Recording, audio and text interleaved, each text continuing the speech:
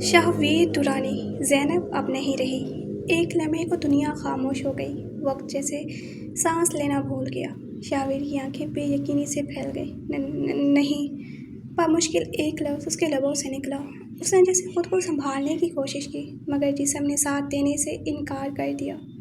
قدم لڑکھڑائے، کمر گاڑی سے جا لگی اور وہ آہستہ آہستہ زمین پر بیٹھتا چلا گیا۔ کسی نے جیسے پل بھر میں اس کی پوری دنیا اجاڑ دی تھی۔ 6 ماہ، پورے 6 ماہ کہاں کہاں نہیں تلاشا تھا اسے، اور آج اس کی خبر ملی بھی تو کیا وہ مر گئی بنا اسے معافی مانگنے کا موقع دیے؟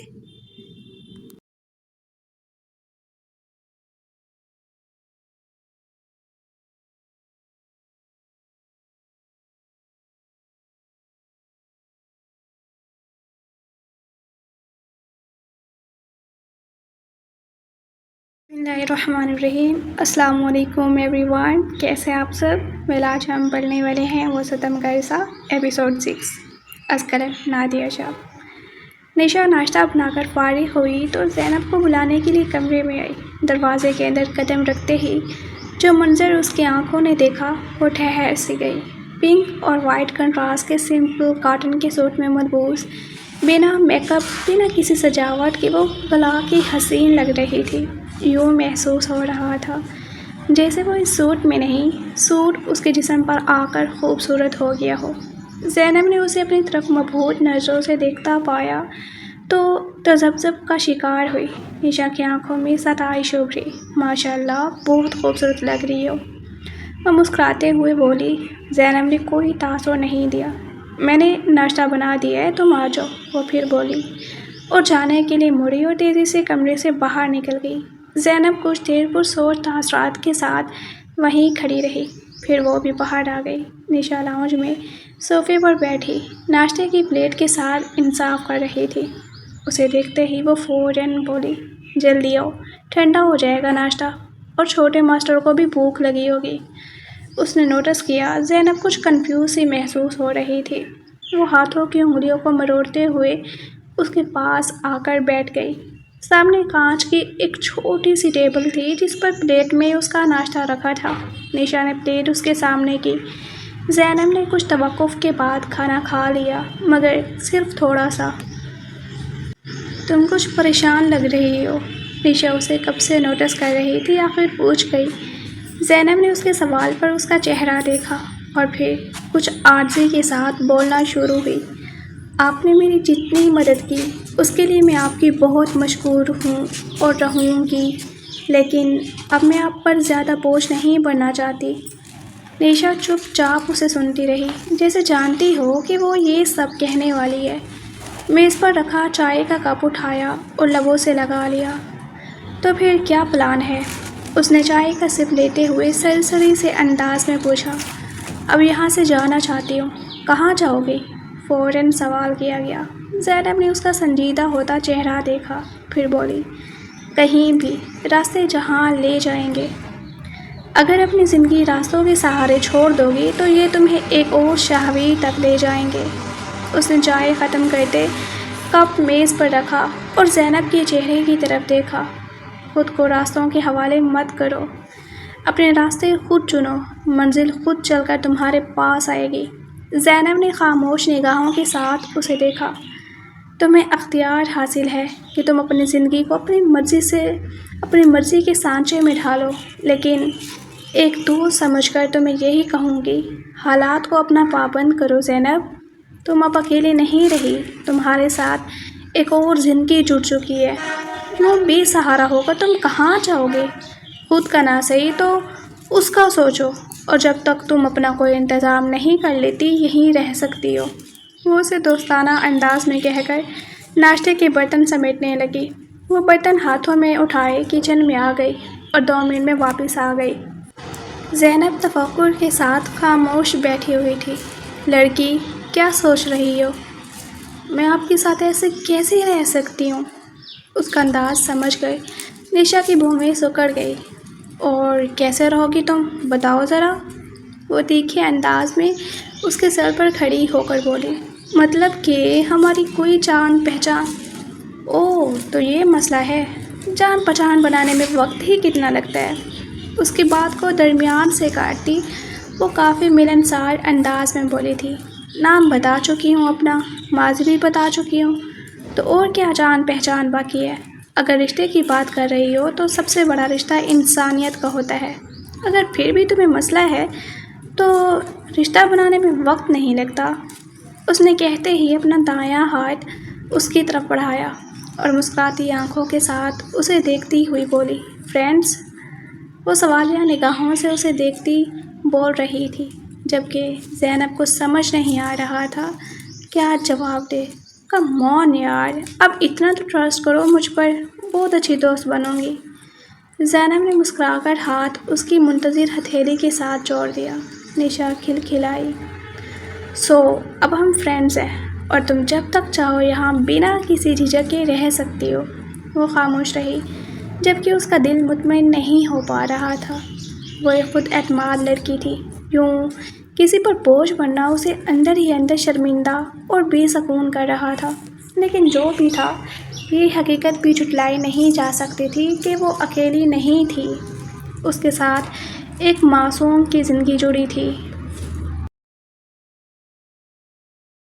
بے آسرا لڑکیوں کو اس دنیا کے لوگ چیل کووں کی طرح نوچ ڈالتے ہیں، یہ اس دنیا کی کڑوی حقیقت تھی۔ اسے چاروں ناچار اپنا آپ مارنا پڑا۔ نشا وہاں سے جا چکی تھی، شاید وہ کمرے میں گئی تھی، بے دھیانی میں زینب نے نوٹس نہیں کیا تھا۔ تقریباً 15 منٹ بعد وہ کمرے سے باہر نکلی تو میرون کلر کی گھٹنوں تک جاتی شرٹ کے ساتھ بلو جینز پہنے، کانوں میں وائٹ کلر کے عمدہ نفیس آویزے پہنے وہ کافی خوبصورت لگ رہی تھی۔ گلے میں سفید کلر کا اسکارف بندھا ہوا تھا، وہ کہیں جانے کو تیار نظر آ رہی تھی۔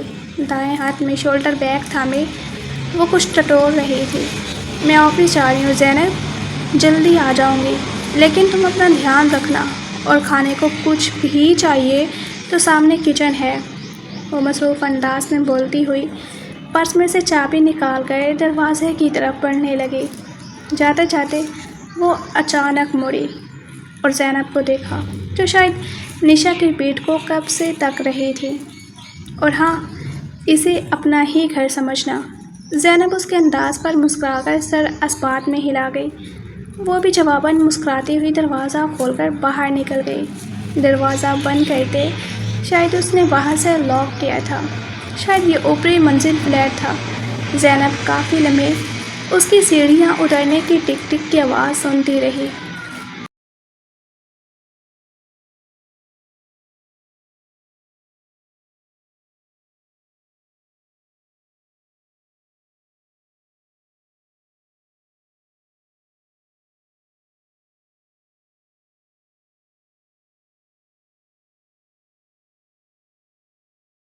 راستہ بانو نے ڈھال قدموں سے گھر پہنچی تو فہیم میاں صحن میں بے چینی سے ٹہل رہے تھے۔ دروازہ کھلنے کی آواز سنتے ہی وہ تیزی سے ان کی طرف بڑھے۔ کہاں رہ گئی تھی تم؟ اور احمد کہاں ہے؟ راستہ بانو نے چند لمحے انہیں خاموش نگاہوں سے دیکھا، جیسے الفاظ گلے میں اٹک گئے ہوں۔ پھر ایک ٹھنڈی آہ بھر کر ہسپتال سے لے کر صالحہ بانو کی آخری سانس تک سارا احوال انہیں سنا دیا۔ کہانی ختم ہوئی تو دونوں پر چند لمحوں کی خاموشی طاری ہو گئی۔ انا للہ و انا الیہ راجعون، فہیم میاں کے لبوں سے بے اختیار نکلا۔ اللہ صالحہ بی بی کی مغفرت فرمائے، بہت دکھ اٹھایا بیچاری نے، آمین۔ راستہ بانو کی آنکھیں پھر بھیگ گئیں، دونوں آہستہ قدموں سے اندر آ گئے۔ چند لمحوں بعد فہیم میاں جیسے کسی خیال سے چونکے، اور زینب کا کچھ پتہ چلا؟ یہ سوال سنتے ہی راستہ بانو کی آنکھوں میں بے بسی اتر آئی۔ بس یہی فکر تو مجھے اندر ہی اندر کھائے جا رہی ہے، نہ وہ گھر میں تھی نہ ہسپتال میں، معلوم نہیں کس حال میں ہوگی بچی۔ وہ چارپائی پر بیٹھ گئی۔ کل فضل بھائی کہہ رہے تھے کہ زینب مر چکی ہے، مگر میرا دل ماننے کو تیار نہیں۔ فہیم میاں نے سنجیدگی سے سر ہلایا۔ مجھے بھی نہیں لگتا، اگر وہ مر گئی ہوتی تو اس کی خبر ضرور ملتی۔ لگتا ہے وہ کہیں چلی گئی ہے، یا پھر حالات نے اسے کہیں چھپا دیا ہے۔ اتنے میں دروازے پر زوردار دستک ہوئی۔ فہیم میاں دروازے تک گئے۔ سامنے فضل میاں کھڑے تھے۔ چہرہ بدستور سخت تھا، نہ تو آنکھوں میں ندامت نہ پیشانی پر پچھتاوے کی کوئی لکیر۔ فہیم میاں نے انہیں دیکھ کر ایک سرد آہ بھری۔ آؤ فضل۔ فضل میاں نے کسی تمہید کے بغیر پوچھا، ثانیہ کی میت کہاں ہے؟ فہیم میاں نے چند لمحے انہیں دیکھا، پھر دھیرے سے بولے، آخر تمہیں خیال آ ہی گیا۔ فضل میاں نے نظریں چرا لی۔ اس کے بھائی پہنچ رہے ہیں، وہ لاش اپنے ساتھ لے جانا چاہتے ہیں۔ فہیم میاں کا لہجہ تلخ ہو گیا۔ فضل، تم نے بہت بڑا ظلم کیا ہے۔ چند لمحے فضل میاں خاموش رہے، پھر مدھم آواز میں بولے، ایسی بد کردار عورتوں کے ساتھ یہی ہونا چاہیے۔ اگر تم میری جگہ ہوتے تو تم بھی یہی کرتے۔ نہیں فضل، میں اپنی بیوی کو چھوڑ دیتا، گھر سے نکال دیتا، مگر اس پر تیزاب کبھی نہ پھینکتا۔ اللہ نے جس عورت کو تمہاری امانت بنایا تھا، تم نے اسی کی زندگی چھین لی۔ یہ الفاظ تیر بن کر فضل میاں کے دل میں اترے۔ ان کی بند مٹھیاں مزید سخت ہو گئیں، مگر غرور نے انہیں خاموش کر رکھا تھا۔ ہسپتال کا پتہ دے دو، انہوں نے خشک لہجے میں کہا۔ فہیم میاں نے پتہ بتا دیا۔ فضل میاں بغیر کچھ کہے واپس مڑ گئے۔ ان کی جاتی ہوئی پشت کو دیکھتے ہوئے فہیم میاں نے آہستہ سے کہا، مجھے نہیں لگتا ثالیہ کا بھائی اسے کبھی معاف کرے گا۔ راشدہ بانو نے تلخ مسکراہٹ کے ساتھ نفی میں سر ہلایا۔ فہیم میاں، ہم کسی افسانے میں نہیں رہتے، ہم اسی معاشرے کا حصہ ہیں جہاں غیرت کے نام پر عورت کا قتل بھی بعض لوگوں کی نظر میں جرم نہیں کارنامہ ہوتا ہے۔ فضل میاں صرف ایک کہانی سنائیں گے اور بہت سے لوگ بغیر حقیقت جانے ان پر یقین کر لیں گے۔ افسوس، یہاں اکثر مظلوم سے زیادہ ظالم کی عزت بچائی جاتی ہے۔ ان کا گلا بھر آیا۔ ثالیہ بانو کا جھلسا ہوا چہرہ، ICU کی مشینوں کی آوازیں اور تیزاب کی وہ ہولناک بو ایک بار پھر ان کے ذہن میں تازہ ہو گئی۔ اللہ اس معاشرے پر رحم فرمائے، فہیم میاں نے افسردگی سے کہا۔ چند لمحوں بعد راشدہ بانو نے خود کو سنبھالا۔ میں احمد کے لیے کھانا تیار کر دیتی ہوں، بیچارہ کل رات سے ہسپتال میں ہے۔ اللہ میرے بچے کو ہمیشہ سلامت رکھے۔ فہیم میاں نے دعا دی۔ آمین۔ راشدہ بانو آہستہ قدموں سے اندر چلی گئی۔ کپڑے بدلتے ہوئے بھی انہیں ہسپتال کی جراثیم کش دواؤں کی بو اپنے وجود سے لپٹی محسوس ہو رہی تھی۔ وہ باورچی خانے میں کام کرنے لگی، مگر ہر چند لمحوں بعد ثالیہ بانو کی یاد ان کے ہاتھ روک دیتی۔ دل میں درد کی ایک نئی لہر اٹھتی اور وہ خاموشی سے آنسو پوچھ کر دوبارہ کام میں لگ جاتی۔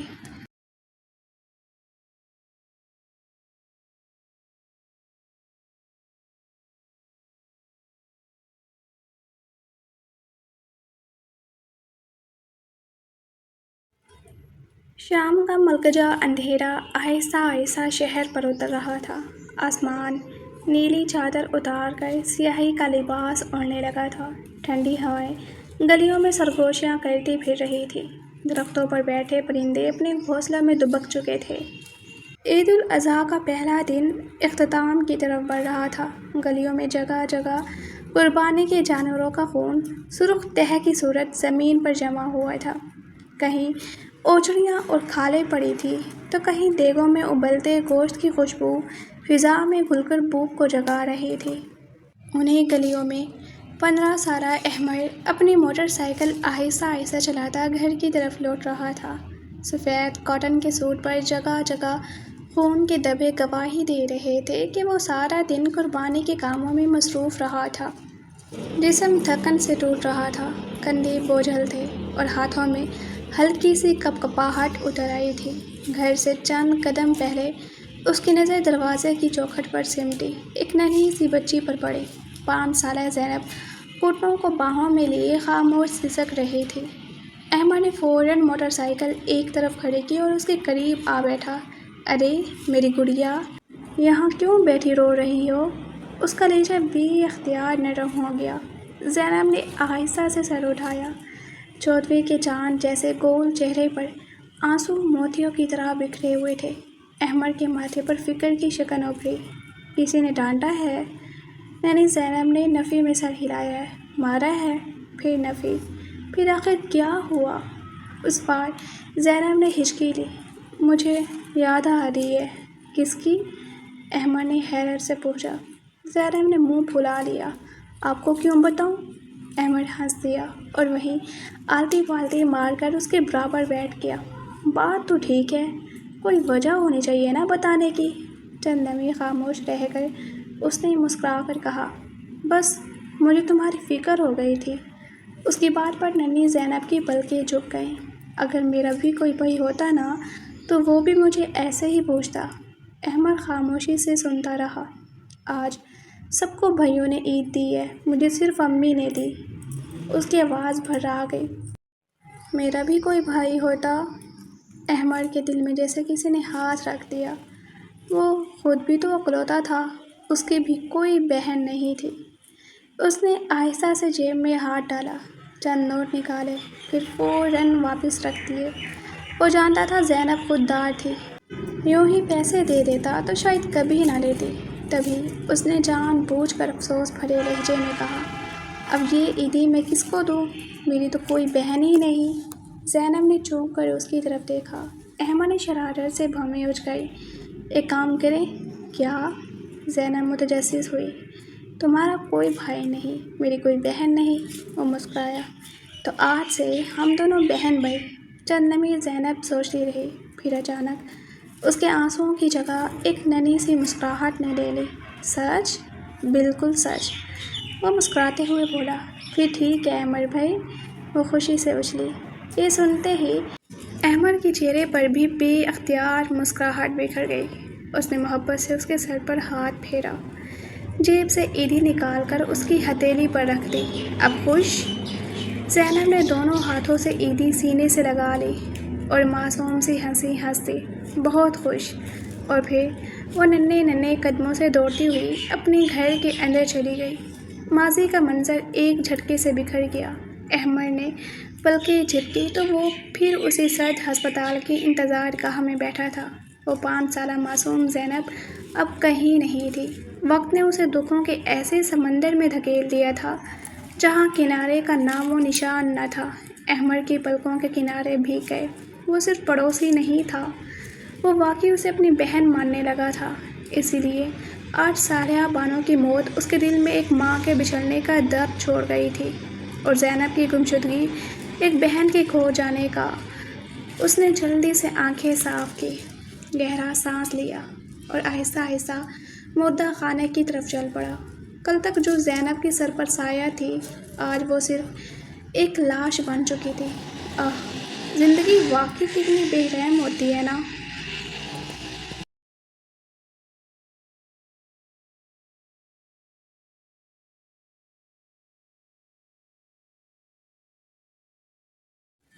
صالحہ بانو منو مٹی اوڑھ چکی تھی۔ آج ایک اور عورت غیرت کے نام پر قربان کر دی گئی تھی۔ ستم تو یہ تھا کہ کسی نے اسے قتل نہیں کہا، کسی نے اسے ظلم نہیں کہا۔ ہر زبان پر بس ایک ہی لفظ تھا، غیرت۔ جس بے بس وجود کو قبر میں اتارا جا رہا تھا، اس کے ساتھ صرف ایک عورت دفن نہیں ہو رہی تھی۔ اس کی ساری فریادیں، ساری صفائیاں، سارے خواب بھی مٹی تلے دب رہے تھے۔ قبر پر آخری مٹی ڈالنے ہی والے تھے کہ فضل میاں کی کرخت آواز گونجی، اس قبر پر کوئی نشان نہیں لگے گا۔ لوگوں کے ہاتھ رک گئے۔ انہوں نے سپاٹ لہجے میں مزید کہا، ایسی عورتوں کا نام دنیا سے مٹ جانا ہی بہتر ہوتا ہے۔ چند لمحوں کی خاموشی کے بعد کسی نے کچھ نہ کہا۔ مٹی کے ڈھیلے گرتے گئے اور صالحہ بانو ایک بے نام قبر میں ہمیشہ کے لیے سو گئیں۔ پولیس کارروائی کرنا چاہتی تھی، مگر صالحہ بانو کے بھائی نے خود ہی قدم پیچھے کھینچ لیے۔ وہ بہن کے قاتل کا گریبان پکڑنے کے بجائے شرمندگی سے نظریں جھکائے کھڑے رہے، جیسے قتل ان کی بہن کا نہیں، ان کی عزت کا ہوا ہو۔ واڑی معاشرہ جہاں قاتل سینہ تان کا چلتا ہے اور مقتول شرمندگی کی چادر اوڑھ لیتا ہے۔ تدفین کے بعد فضل میاں جب گھر لوٹے تو دروازہ کھولتے ہی خاموشی نے ان کا استقبال کیا۔ صحن ویسا ہی تھا، دیواریں بھی وہی تھیں، مگر وہ گھر گھر نہیں رہا تھا۔ ہر کونے سے عجیب سی وحشت ٹپک رہی تھی۔ آج پہلی بار کوئی پانی کا گلاس لے کر ان کے سامنے نہیں آیا، کوئی کھانا پوچھنے والا نہ تھا، کوئی ان کے غصے، طعنوں اور تلخ لہجے کو خاموشی سے سہنے والا بھی باقی نہیں تھا۔ انہوں نے اپنے ہی ہاتھوں اپنی کٹیا میں آگ لگائی تھی اور اب اس آگ کی راکھ میں انہیں خود رہنا تھا۔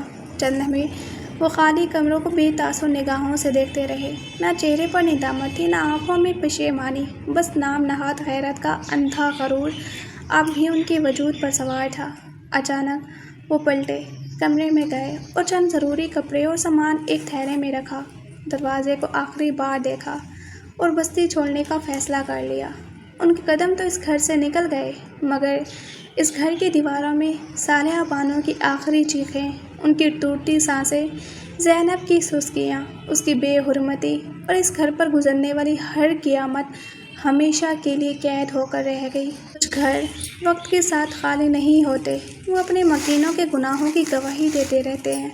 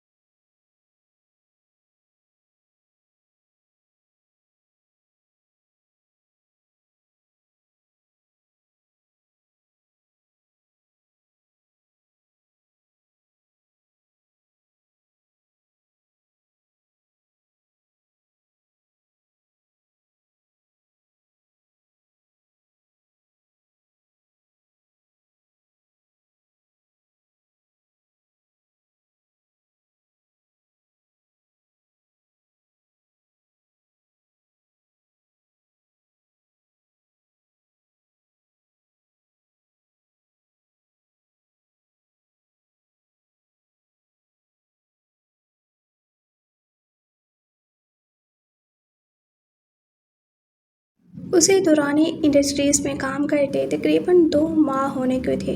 زینب کے حمل کا 6واں مہینہ شروع ہو چکا تھا۔ اس کا پیٹ اب واضح طور پر ابھر آیا تھا۔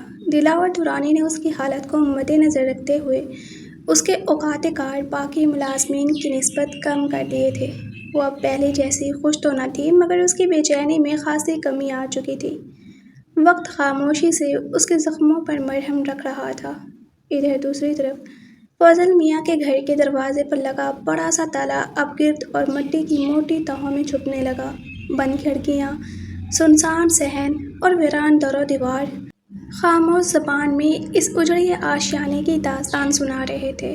اسی روز ڈھلتی شام سے پہلے راشدہ بانو باورچی خانے میں کاموں میں مصروف تھی کہ اچانک دروازے پر مسلسل دستک ہونے لگی۔ انہوں نے چونک کر ہاتھ روکے، دوپٹہ درست کیا اور دروازے کی طرف بڑھ گئی۔ دروازہ کھولا تو سامنے براؤن عبایا اور سیاہ حجاب میں ملبوس تقریباً 20 سالہ ایک لڑکی کھڑی تھی۔ چہرے پر تھکن، آنکھوں میں الجھن اور لہجے میں بے چینی صاف محسوس ہو رہی تھی۔ السلام علیکم خالہ، اس نے ادب سے سلام کیا۔ وعلیکم السلام، بیٹا کون ہو اور کس سے ملنا ہے؟ راشدہ بانو نے غور سے اس کا چہرہ دیکھا۔ میرا نام میرال ہے، میں زینب کی یونیورسٹی فرینڈ ہوں، اسی سے ملنے آئی ہوں۔ راشدہ بانو کے چہرے کا رنگ یکایک بدل گیا۔ ایک لمحے کے لیے ان کی نظریں لڑکی کے چہرے پر جم گئی۔ زینب؟ ان کے لبوں سے بے اختیار نکلا۔ جی خالہ، میرال نے فوراً جواب دیا۔ اصل میں اس کا گھر کافی دنوں سے بند پڑا ہے، فون بھی بند آ رہا ہے، یونیورسٹی بھی نہیں آ رہی۔ اگلے ہفتے ہمارے امتحانات شروع ہونے والے ہیں، اس لیے میں فکر مند ہو گئی۔ اگر آپ جانتی ہوں تو پلیز بتا دیں وہ کہاں ہے۔ راشدہ بانو خاموش ہو گئی۔ ان کے لیے یہ چند لمحوں کی خاموشی شاید برسوں جتنی طویل تھی۔ وہ کیا جواب دیتی، کیا بتاتی کہ اس لڑکی کا گھر صرف بند نہیں ہوا، پورا آشیانہ جل کر راکھ ہو چکا ہے۔ انہوں نے ایک گہرا سانس لیا۔ بیٹا، ان کی آواز غیر معمولی طور پر بوجھل تھی، اب اس گھر میں کوئی نہیں رہتا۔ میرال کے ماتھے پر شکنیں مزید گہری ہو گئی۔ مطلب؟ ساریہ بھی نہیں رہی۔ وہ چند لمحے کو رکی۔ اور زینب بھی۔ میرال کو یوں محسوس ہوا جیسے کسی نے اس کے قدموں تلے زمین کھینچ لی ہو۔ کیا؟ اس کی آواز کانپ گئی۔ یہ آپ کیا کہہ رہی ہیں؟ راشدہ بانو نے نم آنکھوں سے اس کی طرف دیکھا۔ وہ بچی زندگی کے ہر امتحان میں ہار گئی بیٹا۔ ان کے لہجے میں ایسا درد تھا جو لفظوں سے کہیں زیادہ بول رہا تھا۔ اب کتابوں کے امتحان کیا دے گی؟ میرال کا ذہن جیسے سن ہو گیا۔ وہ چند لمحے دروازے پر کھڑی صرف راشدہ بانو کو دیکھتی رہی۔ نہ یقین آ رہا تھا، نہ انکار ہو رہا تھا۔ اسے محسوس ہوا جیسے دنیا کی تمام آوازیں اچانک ختم ہو گئی ہوں۔ اب تم بھی گھر چلی جاؤ بیٹا، راشدہ بانو نے آہستگی سے کہا۔ بعض گھروں کے دروازے بند ہونے کی وجہ جاننے سے بہتر ہے انسان انہیں بند ہی رہنے دے۔ یہ کہہ کر انہوں نے دروازہ آہستگی سے بند کر دیا۔ میرال کافی دیر تک اسی بند دروازے کو دیکھتی رہی۔ آنکھیں پتھرائی ہوئی تھی، دل میں ہزار سوال تھے مگر جواب ایک بھی نہیں۔ آخر کار وہ بے جان قدموں سے واپس مڑی۔ ہر قدم پہلے سے زیادہ بھاری تھا۔ جسم چل رہا تھا مگر روح جیسے وہیں اسی بند دروازے کے سامنے رہ گئی تھی۔ گلے کے نکڑ سے مڑتے ہی اس کی نظر سامنے کھڑی سیاہ رنگ کی کرولا کار پر پڑی۔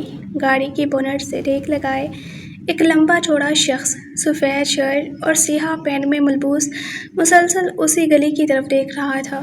اس کے چہرے پر بے چینی کی دبیز تہ جمی ہوئی تھی۔ میرال کو دیکھتے ہی وہ تڑپ کر سیدھا ہوتا اس کی جانب متوجہ ہوا۔ انتظار انسان کو وقت سے زیادہ تھکا دیتا ہے، شاید اسی لیے اس کی آنکھوں میں مہینوں کی جاگی ہوئی راتیں صاف دکھائی دے رہی تھی۔ وہ قریب پہنچی تو مقابل نے بے چینی سے اسے پکارا۔ میرال؟ اس کی آواز میں امید بھی تھی، خوف بھی اور برسوں کی تھکن بھی۔ کہاں ہے زینب؟ ملی وہ؟ میرال خاموش رہی۔ اس خاموشی نے شہویر کے دل کی دھڑکن بے ترتیب کر دی۔ کچھ تو بولو۔ اس نے بے اختیار اس کے کندھوں کو تھاما۔ پلیز خاموش مت رہو۔ میرال نے سر اٹھایا۔ اس کی آنکھیں نم تھیں۔ ان آنکھوں میں ایسا ترس تھا جس نے شہویر کے وجود میں انجانا خوف انڈیل دیا۔ شہویر؟ اس کی آواز کانپ رہی تھی۔ میں زینب کی پڑوسن سے ملی تھی۔ پھر؟ شہویر نے بے صبری سے پوچھا۔ انہوں نے کیا کہا؟ زینب کہاں ہے؟ میرال کے ہونٹ لرزے۔